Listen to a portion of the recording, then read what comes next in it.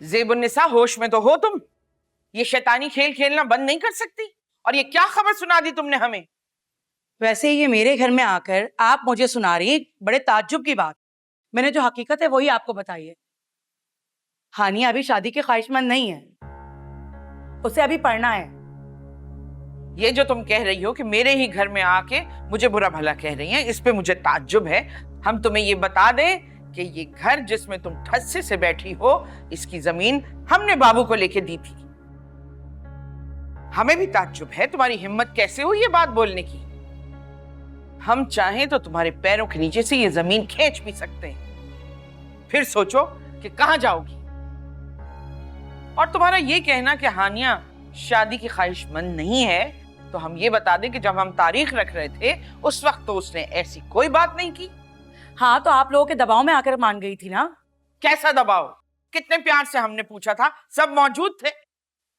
अब फैसला बदल गया है। ऐसे कैसे फैसला बदल गया? हम अभी जिंदा हैं, 400 लोगों की दावत दे चुके हैं हम। कोई हल्का अहबाब ऐसा नहीं है जिसको छोड़ा हो। और इन सब से हटकर हानिया और छोटा एक दूसरे को पसंद करते हैं। देखिए वजिया, ये बच्चों की मोहब्बत का ना राग मत आलापिए। जब दिल ही ना मिल रहा हो तो मोहब्बत कैसी? ये किसने कहा? हानिया ने कहा। भैया वकीलों की तरह जरा क्यों कह रही हैं? हानिया ने जो कहना था वो कह दिया और मैंने आपको बता दिया। और जहां तक बात रही ताल्लुकदारी की, तो उसकी फिक्र आप करें। आप अपने वालों को मना कर दें, हम अपने वालों को मना कर देंगे। भाड़ में गए सब लोग। हमें किसी की परवाह नहीं है, ना हमें किसी की फिक्र है। हम सिर्फ छोटे की बात कर रहे हैं, उसका दिल बहुत नाजुक है। बिल्कुल इसी तरह मुझे भी अपनी हानिया का ख्याल है। बस बाबू मामू, मेरा ख्याल है आपको भी कुछ बोलना चाहिए। आखिर ये कोई बच्चों का खेल नहीं है, शादी का मामला है। अरे भाई, उनसे क्या पूछ रहे हो? मुझसे पूछो ना। बच्चों का खेल नहीं है, मगर शादी बच्चों की रजामंदी से होती है। मगर बच्चों को अपनी शादी में रजामंदी और इनकार का हक तो है ना। बाकी तुम समझदार हो। डैडी, आप बात करें ना। हानिया बच्ची नहीं है।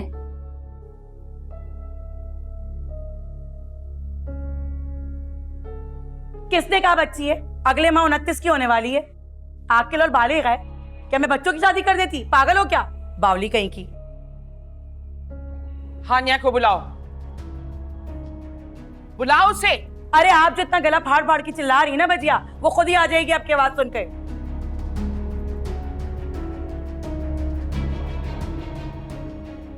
अस्सलाम वालेकुम।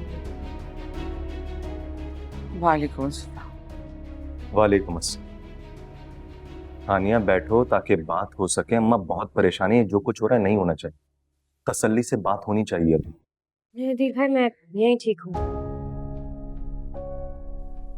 एक बात बताओ, आज से ठीक 7 रोज कबल हमने जब तुमसे शादी का पूछा था तो तुम्हें कोई एतराज नहीं था।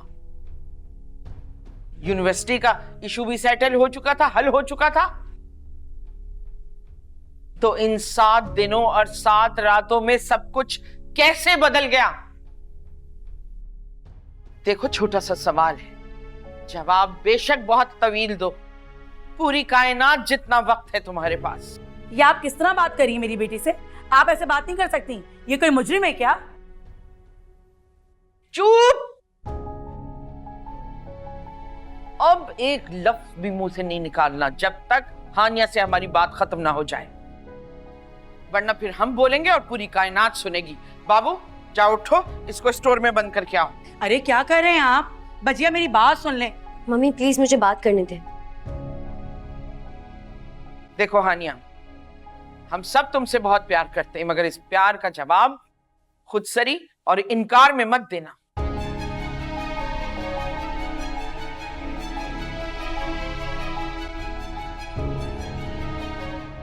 हानिया, हम तुम्हारे जवाब के मुंतजिर हैं। देखो, मेरा मशवरा मानो ना तो ये बात तुम नहीं करो, वरना नबील के साथ साथ सब लोग तुम्हें शक्की मिजाज समझेंगे। अगर किसको पता चल गया कि मेरी वजह से तुम्हें ये नबील और अलीज़ा की सारी कहानी पता चली तो मेरी वजह से शादी नहीं हुई है या रुक गई है, तो फिर सब लोग तो मुझे ही बुरा समझेंगे ना।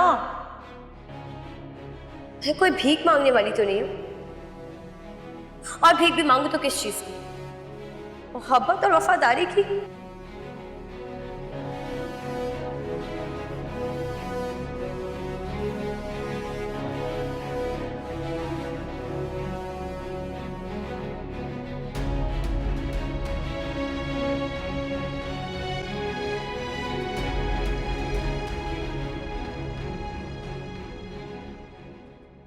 मैंने 7 दिन पहले शादी के लिए हाँ करके गलत फैसला किया था।